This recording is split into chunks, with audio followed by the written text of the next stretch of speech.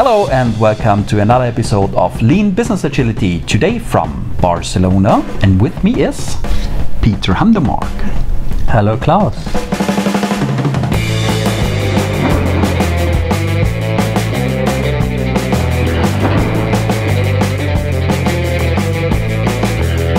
Hi Peter. Hi Klaus. Thanks for having some time for me here in Barcelona.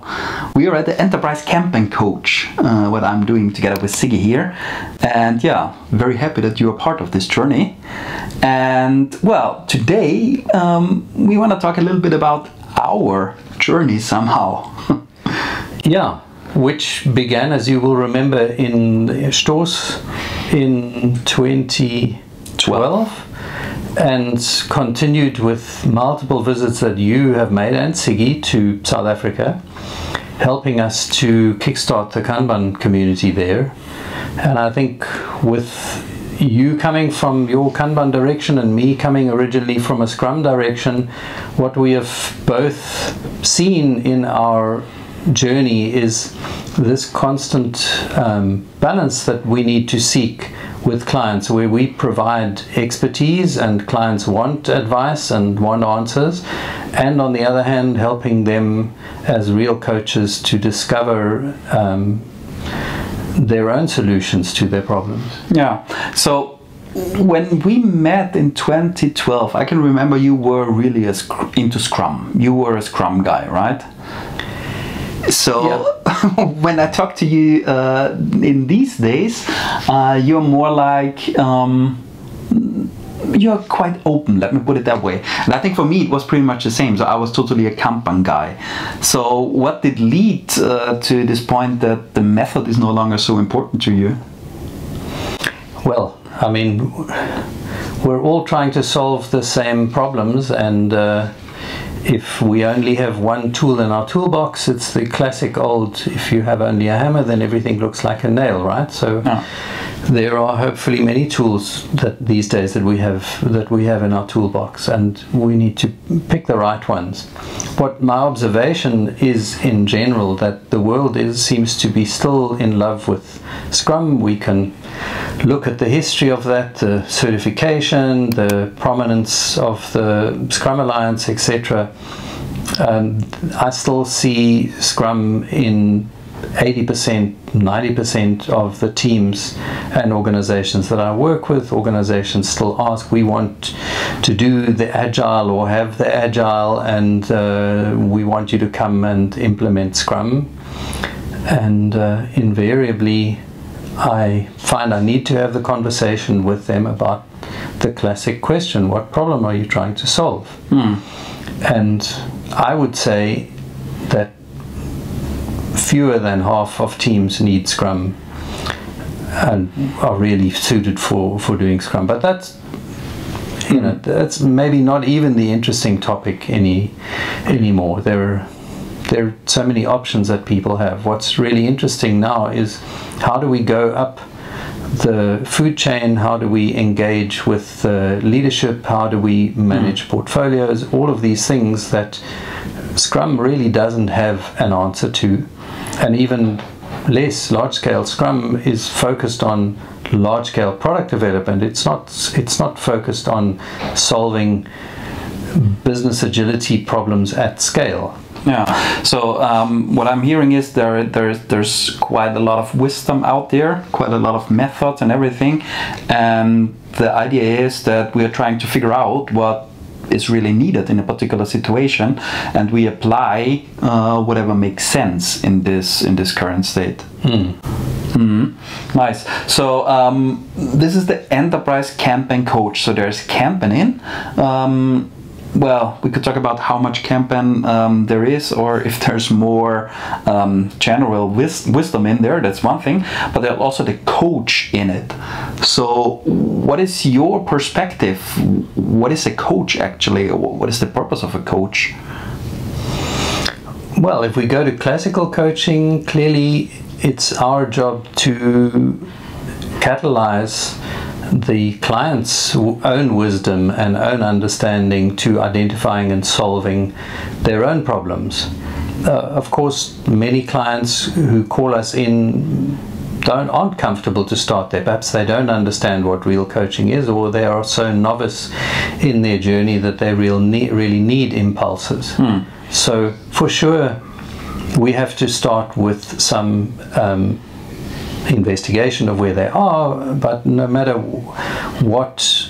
how we find the problem, we usually find, I always find, we need to have some basic education. We need to have some language around new ways of working, and there is an education component. Yeah, so there's always this triangle, what I see quite often. So there's something like a coach, there's a trainer, there's a consultant. What do you think about these roles?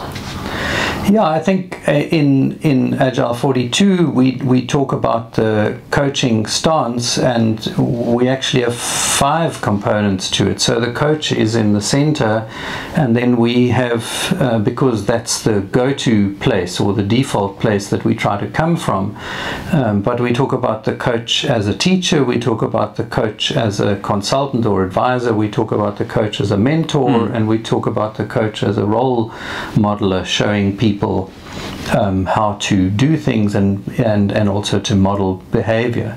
So there are these, in our view, these 5 stances. But I think the important point is to try to come from the position of humble inquiry, which is a coaching stance, and always trying to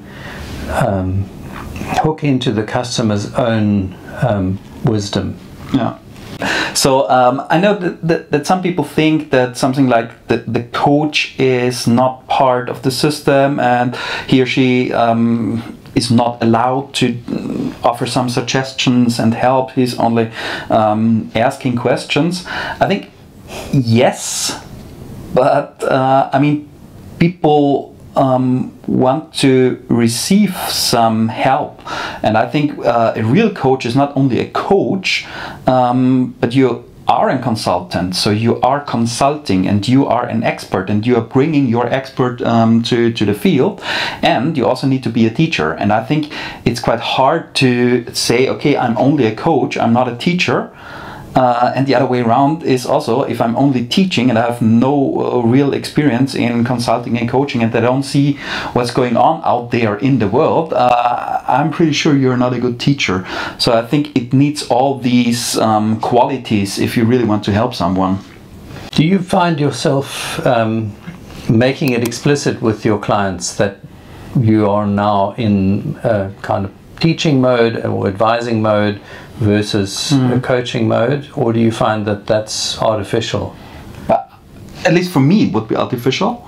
For me it's like go with the flow. So if there's suggestion required, hopefully I can sense the situation and then I offer some suggestions.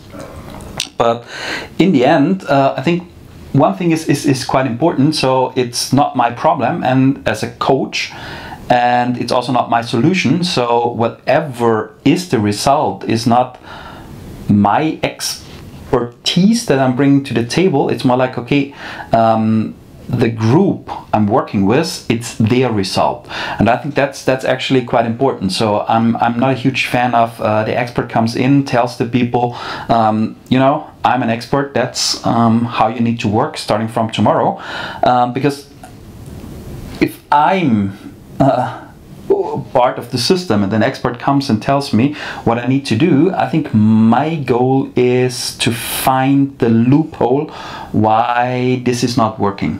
Yeah. And if I build the solution on my own, and probably it's not working as as expected, but it's somehow my baby, so I don't kill my baby. I try to fix the problem, and I think that's a good attitude to have when it comes to coaching. Yeah.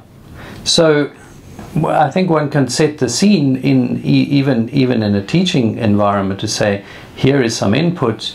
And now, you know, go and try to make it your own, apply it in your context, or practice it. And so people are always conscious that it's their problem and their solution, even if you're giving input and sharing experience. Yeah. So I think something, I mean, a takeaway for me out of this class, I've been a KCP already for several years, and in theory I don't need to come to this class. Nevertheless, I've come not only to renew some old friendships, which is important, but I've also come to get new impulses. And I think we as coaches, we are on a constant learning journey, and there is new stuff emerging from the work you do and the work the other people in the class are doing. And I've had some fantastic impulses in these couple of days from quite unexpected sources. And that's the magic of doing this stuff. To be an effective agile coach, you do need to understand classical coaching and understand what it's about. At the same time, you need to expose yourself to many tools and many experiences in order to be the wise counsel that your client expects. Yeah.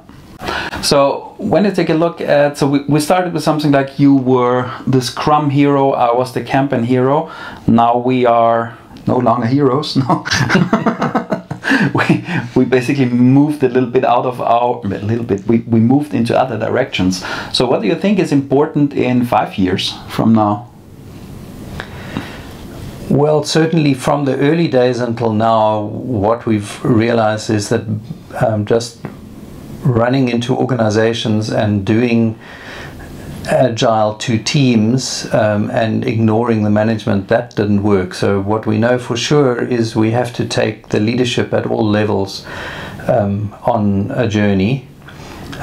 My hope, and I think it's going to be more than 5 years, is that classical education of managers and leaders is going to improve, and they're not going to be taught the stuff that was valid 100 years ago any longer. So maybe we won't need to do that anymore. Well, what I think, we're currently in a state where we are going out of the IT and technical domain with this agility kind of thing. So there's this huge term of business agility going on. Although I think this term is already a little bit burned, because business agility often means now, okay, procurement is doing Scrum in sprints and stuff like this. But I really hope that we are somehow exceeding the local optimization thinking, although whenever we are doing optimization, it's a local optimization, but we need to take the system into account when we are doing it. And I hope that we are exceeding this team thinking and local optimization thinking and take the entire business into account. Yeah, I think the local optimization it's a big problem, because it goes down to our brain's biology. So we really have to work hard to overcome that that bias. But I think there's a lot of interesting stuff going on. I mean, Taleb's stuff with resilience and anti-fragility, I think, is something that is worth exploring. Complexity science, Dave Snowden's Cynefin framework, I think there's a lot of stuff that we are learning to use that is going to augment our toolbox. Yeah, so exciting times ahead. Indeed. If we take a look outside and we see the sun, what shall we do? Go and have a beer and some tapas. That sounds like a perfect plan. Thank you so much, Peter, for your time. Thank you, Klaus. And yeah, we are having some tapas, beers, and I think I will take some wine as well. Okay. Cool. Thank you, guys, and goodbye. Goodbye.